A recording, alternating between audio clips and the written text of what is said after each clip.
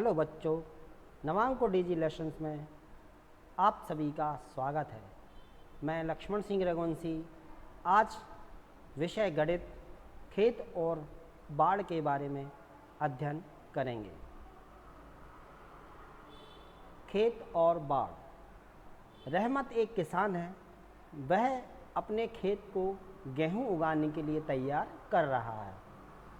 मुझे अपने खेत के चारों ओर बाड़ चाहिए। मुझे कितनी तार खरीदनी पड़ेगी? बाड़ का मतलब आप जानते होंगे कि खेत के चारों ओर जो हम तार लगाते हैं उसको हम बाड़ बोलते हैं। रहमत पता करना चाहता है कि चारों तरफ से खेत के घेरे की लंबाई कितनी है। क्या तुम इस चित्र में यह पता कर सकते हो? हर बाजू की लंबाई उसके पास लिखी हुई है।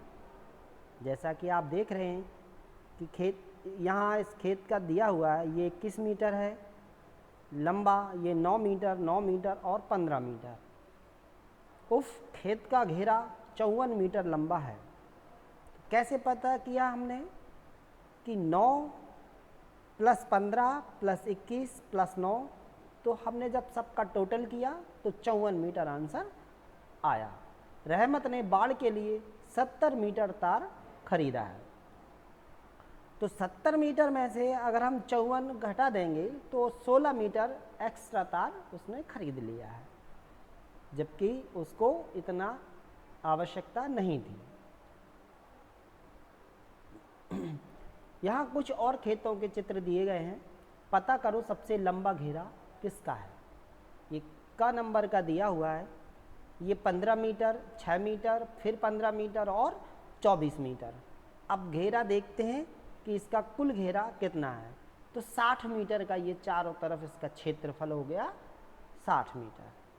ठीक है बच्चों, अब हम दूसरे नंबर पे देखते हैं कि ख नंबर वाला क्या कहता है। इसमें यहाँ पे 9 मीटर है, यहाँ 6 मीटर है, और ये छोटी सी जो लाइन दिख रही है आपको, ये 3 मीटर है, ये 6 मीटर, फिर ये 6 मीटर और ये 12 मीटर।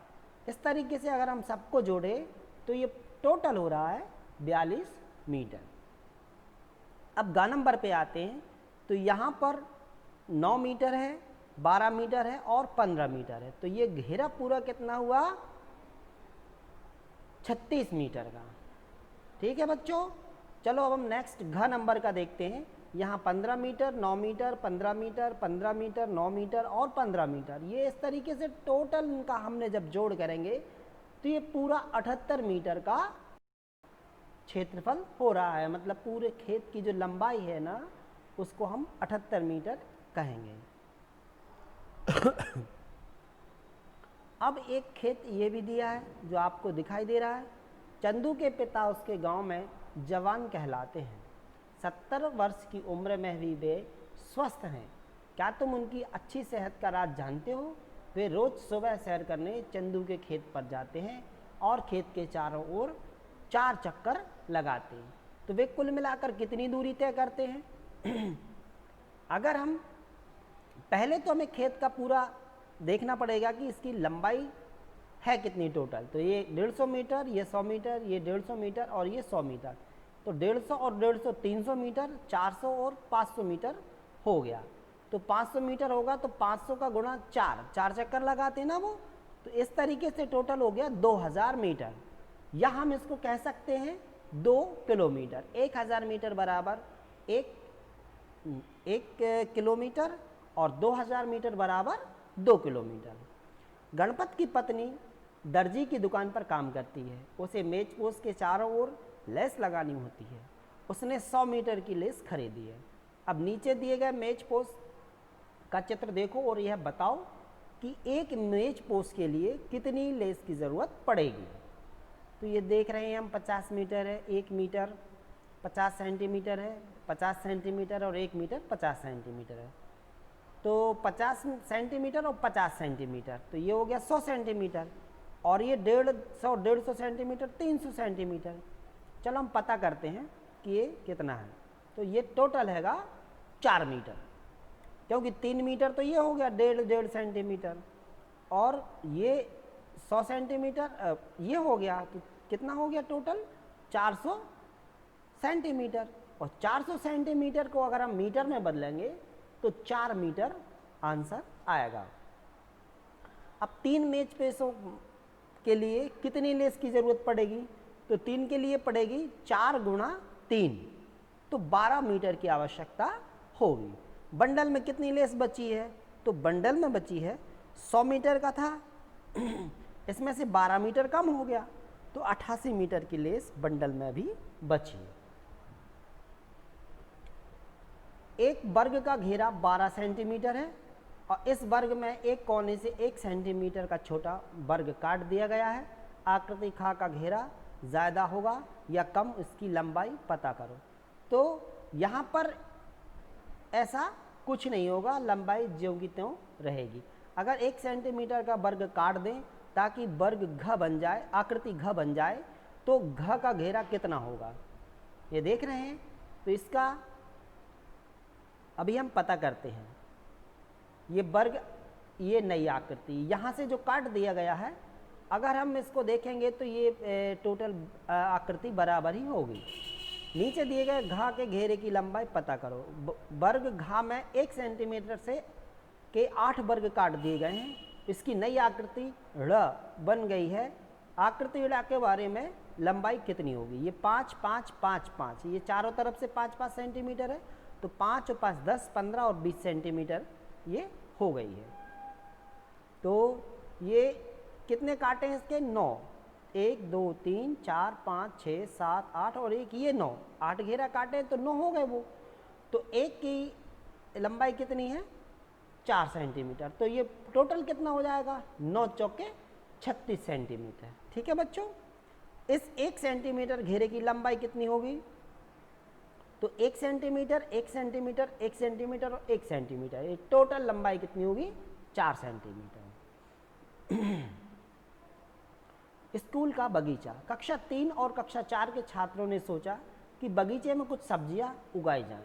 उन्होंने एक जगह का चुनाव किया जो नीचे दिए गए चित्र जैसा लगता था। बगीचा 1 और बगीचा 2, ये बीच में रास्ता है। दोनों ही कक्षाओं के छात्रों को लगा कि बगीचा 1 बड़ा था, इसलिए दोनों ही बगीचा 1 लेना चाहते थे। अचानक नीतू ने कहा, मुझे लगता है कि दोनों बगीचों में बराबर जगह है। हाँ, हो सकता है, चलो पता करते हैं कि क्या यह सही है। नीतू यह कैसे पता लगाएगी कि दोनों बगीचों में बराबर जगह है कि नहीं? तो हमें बगीचा के चारों ओर का लंबाई अगर हम पता कर लें तो हम बता सकते हैं कि दोनों बगीचे बराबर हैं अथवा नहीं। हम किसी भी चीज़ का पता लगा सकते हैं, हमें उसकी लंबाई, चारों ओर की लंबाई को देखना होगा। तो दोनों का क्षेत्रफल निकालकर हम यह देख सकते हैं। ठीक है बच्चों,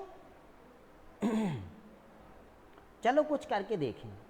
अपनी कक्षा में रखे मेज को देखो, सोचो कि उस पर कितनी गणित की किताबें रखी जा सकती हैं। यह हम अंदाज़ा लगाएंगे। याद रखो कि किताबें एक दूसरे पर न रखी हों और किताबों के बीच में जगह भी ना बचे। तो यहाँ अपना अंदाज़ा लगाओ। तो अंदाज़ा लगाया हमने 10 किताबों का। ठीक है, अब अपने अंदाजे की जांच करो, तुम कितनी किताबें रख पाए। तो हम 8 किताबें ही उस टेबल पर रख पाए। तो तुम्हारे अंदाजे में और किताबों की सही संख्या में कितना अंतर हुआ? तो हमने अंदाज़ा लगाया था 10 का और रख पाए हम सिर्फ 8। तो हमें 2 किताबों का जो संख्या था, अंतर था, वो 2 किताबों का अंतर होगा। एक और मेज ढूंढो। क्या यह मेज पिछली मेज से बड़ी है? हाँ। अंदाज़ा लगाओ कि इस मेज पर गणित की कितनी किताबें आ सकती हैं। तो अंदाज़ा लगाया हमने 16 किताबों का। अपने उत्तर को जांचो, तुम गणित की कितनी किताबें रख पाए हो। तो हम वहाँ पर सिर्फ 14 किताबें रख पाए। तो दोनों मेज़ों के आकार में अंतर है, कितना है? है, क्योंकि वहाँ पर हमने अंदाज़ा 16 किताबों का लगाया था और रख पाए हम सिर्फ 14। तो 2 किताबों का अंतर पड़ा कि नहीं? अच्छा, अब तीसरा देखते हैं कि गणित की कितनी किताबों को अखबार के एक पन्ने में ढक सकते हैं। कितने में ढक सकते हैं हम? 4 किताबों को ढक सकते हैं। अब तुम अपनी गणित की किताब को अखबार के आधे पन्ने से ढकने की कोशिश करो। क्या तुम अपनी किताब को इससे छोटे कागज़ से ढक सकते हो? तो हम जो अखबार है उससे हम 2 किताबों को ढक सकते हैं। और क्या तुम अपनी किताब इससे छोटे कागज़ में ढक सकते हो? जी नहीं, इससे हम छोटी कागज़ से नहीं ढक सकते। इस हरे रंग के बड़े वर्ग में 1 सेंटीमीटर वाले कितने वर्ग हैं? ये हमसे वर्ग पूछ रहे हैं, तो हम बता सकते हैं कि कितने वर्ग हैं। क्या तुम छोटे वर्गों को गिने बिना उनकी संख्या जल्दी से पता करने का तरीका सोच सकते हो? जी हाँ, हम ऐसा भी सोच सकते हैं। तो अभी हमें जो वर्ग दिख रहा है उसमें टोटल 36 है, क्योंकि 1 2 3 4 5 और 6।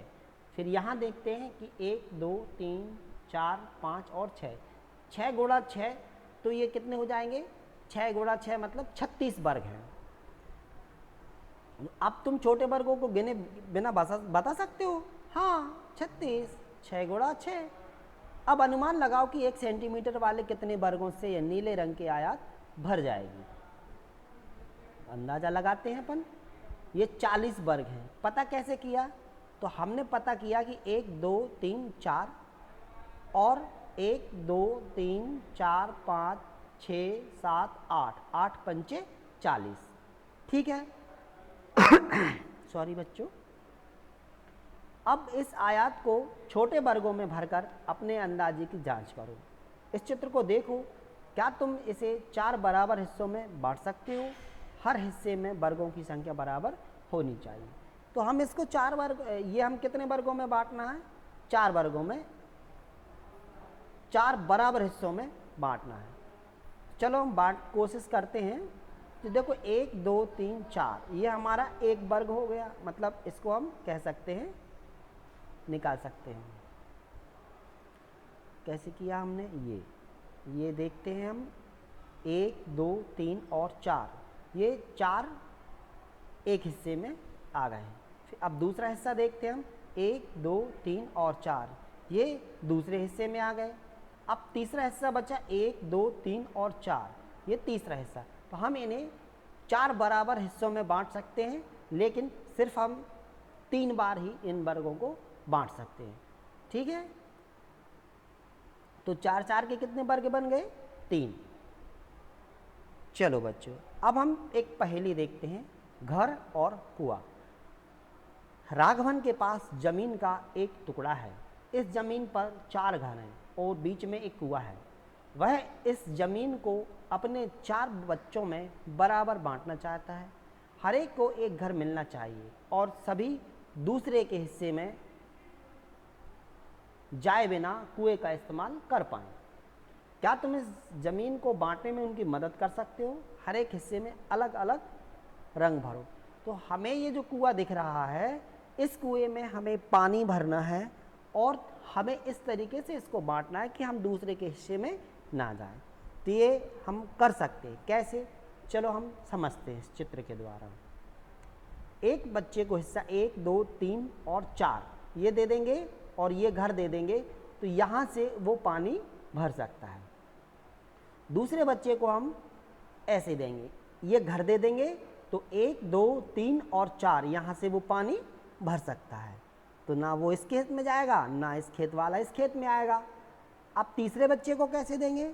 तो 1 2 3 और 4 ये घर दे देंगे और यहाँ से वो अपने खेत में पानी कुएं से दे सकता है। 3 हो गए। अब चौथा कैसे करेंगे? तो चौथे को घर ये वाला दे देंगे और 1 2 3 4 ये चारों खाने इसके में, तो हिस्सा भी बराबर हो गया और पानी भी सबको पर्याप्त मात्रा में मिल जाएगा और किसी को किसी के यहाँ नहीं जाना पड़ेगा। थैंक यू बच्चों। हमारा वीडियो कैसा लगा? लाइक कीजिए, सब्सक्राइब कीजिए।